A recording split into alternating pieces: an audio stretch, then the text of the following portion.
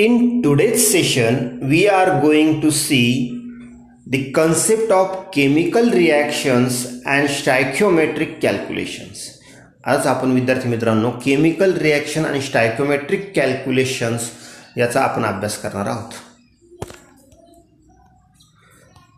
Chemical reactions and stoichiometric calculation. This is our heading. Under this heading, first point is calculations based on a balanced chemical equations are known as stoichiometric calculation. Stoichiometric calculation कोणाला म्हणायचं तर स्टायकोमेट्रिक calculation दुसरं तिसरं काही नसून त्या balance chemical इक्वेशननुसार जे calculations आपण करतो त्यालाच स्टायकोमेट्रिक कॅल्क्युलेशन म्हणायचं. काय सांगितलं तर स्टायकोमेट्रिक कॅल्क्युलेशन म्हणजे बॅलन्स केमिकल रिॲक्शन कन्सिडर करून जे कॅल्क्युलेशन करतो त्याला स्टायकोमेट्रिक कॅल्क्युलेशन म्हणायचं.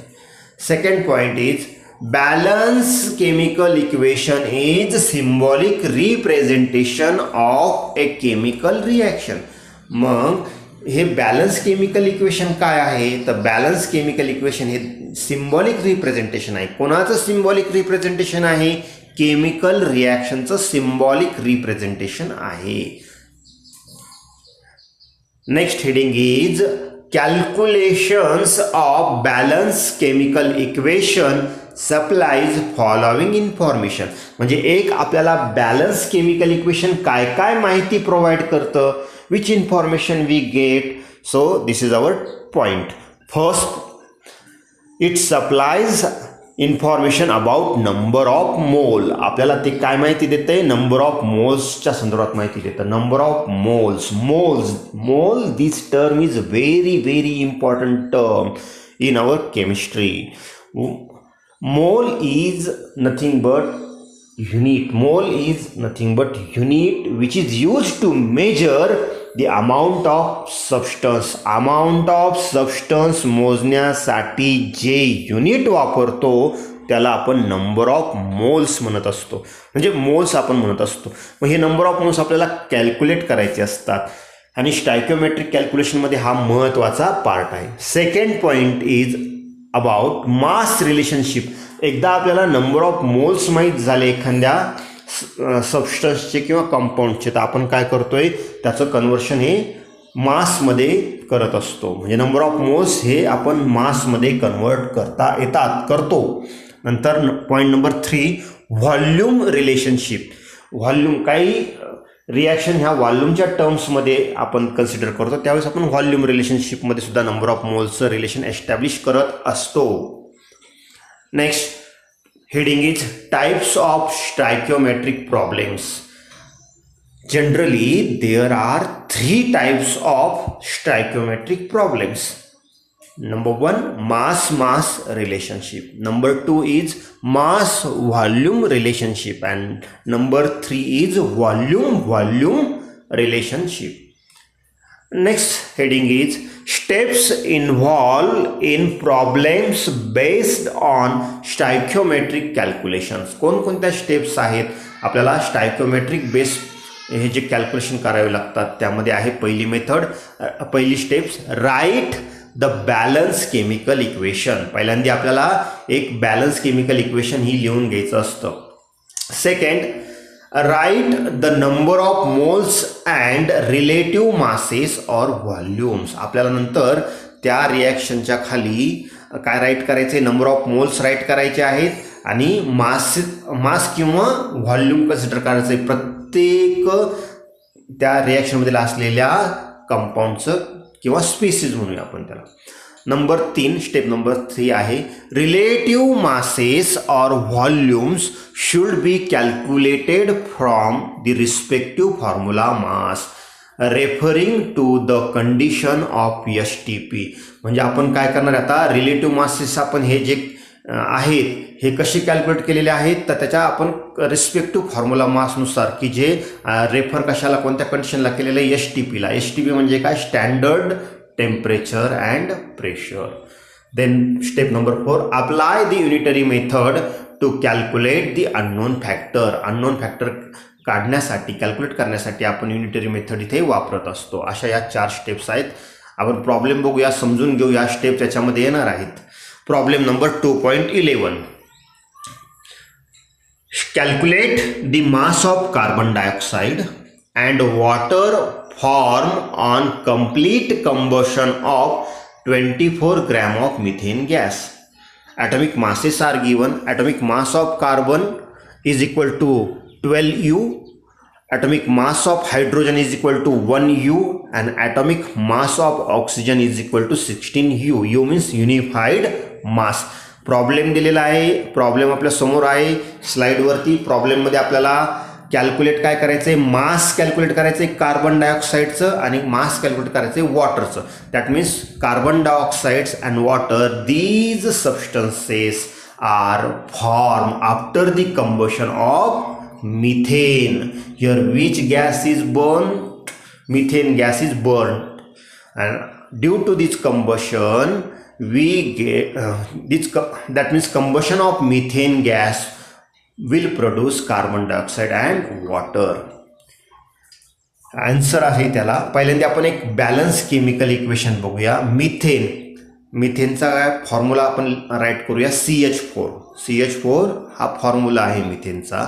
गॅसियस कंपाऊंड आहे, रिॲक्टंट आहे. रिॲक्टंट म्हणजे काय तर कंझ्युम होणाऱ्या स्पीसीजला आपण रिॲक्टंट म्हणतो आणि फॉर्म होणाऱ्या स्पीसीजला आपण प्रॉडक्ट म्हणतो. कार्बन डायऑक्साईड आणि वॉटर इथं प्रॉडक्ट्स आहे आणि CH4 आणि ऑक्सिजन हे काय आहेत, रिॲक्टंट्स आहेत. CH4 plus 2 moles of O2 will produce 1 mole of CO2 and 2 moles of water. म्हणजे हे प्रोड्यूस झाले. कार्बन डायऑक्साईड 1 mole आणि 2 mole वॉटर हे काय झाले, फॉर्म झाले, प्रोड्यूस झाले म्हणून ते आहेत प्रॉडक्ट्स. प्रोड्यूस झाले म्हणून ते प्रॉडक्ट. आणि CH4 आणि O2 हे रिॲक्ट झाले आणि कंझ्युम पण झाले आणि कंझ्युम झाल्यामुळे ते आहेत रिॲक्टंट्स. आता आपण यांचे नंबर ऑफ मोल्स माहिती आहे. मिथेन किती मोल्स आपल्या ह्या बॅलन्स केमिकल इक्वेशनमध्ये इथे आपण कन्सिडर करतो 1 mole. ऑक्सिजन आपल्याला ह्या इक्वेशनमध्ये किती मोल रिक्वायर्ड आहे 2 moles. यांच्यापासून किती मोल प्रॉडक्ट फॉर्म झाले तर 1 mole कार्बन डायऑक्साईड आणि 2 mole वॉटर. आता ही बॅलन्स आहे की नाही आपण चेक करूया. राईट हँड साईड आणि लेफ्ट हँड साईड असे 2 पार्ट आपण करणार आहोत. तर लेफ्ट हँड साईडला CH4 आहे आणि 2 mole ऑक्सिजन आहे. तसं राईट हँड साईडला 1 mole कार्बन डायऑक्साईड आहे आणि 2 mole वॉटर आहे. तर 1 mole CH4 म्हणजे त्याच्यामध्ये किती कार्बनचे ॲटम आले तर 1 ॲटम इथं आला. 1 ॲटम ऑफ कार्बन हा कुठे आहे तर लेफ्ट हँड साईडला आहे. राईट हँड साईडला किती कार्बन ॲटम आहे तर 1. तसंच हायड्रोजनचे एकूण ॲटम्स किती आहेत लेफ्ट हँड साईडला 4. राईट हँड साईडला एकूण हायड्रोजनचे ॲटम्स किती आहेत तर 4. म्हणजे काय झाली, कार्बनच्या आणि हायड्रोजनच्या संदर्भात रिॲक्शन ही बॅलन्स आहे. आता ऑक्सिजनचा विचार करूया. ऑक्सिजन ॲटम्स किती आहेत लेफ्ट हँड साईडला 4 आणि राईट हँड साईडला ऑक्सिजन ॲटम किती आहेत 4. म्हणजे रिॲक्शन ही आपण लिहिलेली बॅलन्स आहे. म्हणजे स्टायक्योमेट्रिक बेस आपल्याला कॅल्क्युलेशन करताना पहिली काय स्टेप आहे तर ही रिॲक्शन आपल्याला बॅलन्स इक्वेशन लिहायचं असतं. म्हणजे बॅलन्स इक्वेशनच्या स्वरूपात आपण ही रिॲक्शन राईट करत असतो. Okay, then next is atomic mass of carbon is 12 म्हणून ब्रॅकेटमध्ये 12 आहे प्लस हायड्रोजनचं 1 आहे ॲटॉमिक मास पण एकूण हायड्रोजन 4 आहे. म्हणजे 12 + 4 इज इक्वल टू किती आले तर 16 ग्रॅम. म्हणजे 1 mole of CH4 corresponds to how many gram of CH4 16 gram of CH4. म्हणजे 1 mole CH4 हा 16 म्हणजे 16 ग्रॅम मिथेनशी काय आहे इक्वल आहे किंवा इक्विव्हॅलंट आहे. आता 2 moles ऑफ ऑक्सिजन त्याच्यानुसार आपण कॅल्क्युलेशन करूया. 2 म्हणून आपण ब्रॅकेटच्या बाहेर 2 मल्टिप्लाइंग फॅक्टर घेतला. ब्रॅकेटमध्ये 16 काय घेतले तर ऑक्सिजनचा ॲटॉमिक मास 16 आहे, एकूण ऑक्सिजन ॲटम 2 आहे म्हणून 16 × 2 ब्रॅकेट कंप्लीट आलं. हे आपण सॉल्व केलं ब्रॅकेट कंप्लीट तर 64 ग्रॅम आपले काय आहेत ऑक्सिजनचं इथं मास आहे. 64 ग्रॅम ऑफ ऑक्सिजन या बॅलन्स इक्वेशननुसार आपण कन्सिडर केला. 64 gram corresponds to 2 moles of oxygen. आता CO2 करता बघूया. कार्बन डायऑक्साईड, CO2 म्हणजे काय? Carbon dioxide. मग कार्बन डायऑक्साईडचा 1 मोल म्हणजे किती ग्रॅम कार्बन डायऑक्साईड? तर 44 ग्रॅम. कसं आलं? तर कार्बनचं ॲटॉमिक मास 12, याच्यात ॲड झाले ऑक्सिजनचे पण ॲटम्स. ऑक्सिजनचे ॲटम्स किती? CO2 मध्ये 2, एका ऑक्सिजनचा ॲटॉमिक मास 16. ओव्हरऑल किती झाली सगळं total? CO2, 1 mole of CO2 म्हणजेच 44 ग्रॅम ऑफ CO2. तसंच वॉटरचे 2 मोल्स ऑफ वॉटर म्हणजेच 36 ग्रॅम ऑफ वॉटर. आपण म्हणजे इथं नंबर ऑफ मोल्स आणि मास यांच्यामध्ये रिलेशन एस्टॅब्लिश केलं. Hence 16 gram of CH4 on complete combustion will produce 44 gram of CO2. 16 gram methane, CH4 म्हणजे मिथेन हा गॅस, त्याचं कंप्लीट कंबशन झाल्यानंतर किती ग्रॅम CO2 प्रोड्यूस करतो? तर 44 ग्रॅम ऑफ CO2. हे कशाहून हे सेंटेन्स आपण इथं कन्सिडर करायचं? तर इथं आपलं आहे स्टँडर्ड इक्वेशन आहे, बॅलन्स इक्वेशन आहे. तर ह्या बॅलन्स इक्वेशनमध्ये CH4 मिथेन गॅसच्या खाली आपण किती ग्रॅम लिहिले? 16 ग्रॅम CH4 लिहिले. म्हणजे 16 ग्रॅम किती प्रोड्यूस करतो CO2? 44 ग्रॅम CO2 प्रोड्यूस करतो. तसंच 16 ग्रॅम CH4 किती ग्रॅम? 36 ग्रॅम वॉटर हा प्रोड्यूस करतो. ह्या 2 महत्त्वाच्या ह्या सेंटेन्सेसवरून आपण हा प्रॉब्लेम सॉल्व्ह करणार आहे. पहिलं सेंटेन्स पुन्हा एकदा मी रिपीट करतो. 16 gram CH4 will produce 44 gram of CO2 and 16 gram of CH4 will produce 36 gram of water. यांना आपण हायलाईट करून हा प्रॉब्लेम पुढे घेऊन जाणार आहोत. Hence 16 gram of CH4 on complete combustion will produce 44 gram of CO2. ही लाईन पुन्हा एकदा रिपीट केली. देअरफॉर 24, आता 16 ग्रॅम म्हणजे 16 ग्रॅम CH4 जर 44 म्हणजे 44 ग्रॅम CO2 प्रोड्यूस करत असेल तर 24 ग्रॅम CH4 किती ग्रॅम CO2 प्रोड्यूस करेल? युनिटरी मेथड अप्लाय करायची. आपल्याला आता 3 व्हॅल्यूज माहिती आहे, 4थी व्हॅल्यू इथे माहीत होते with the help of this unitary method. Therefore 24 gram of CH4 is equal to 24 divided by 16 multiplied by 44. Answer is 66 gram of CO2. Thus 24 gram of CH4 will produce 66 gram of CO2.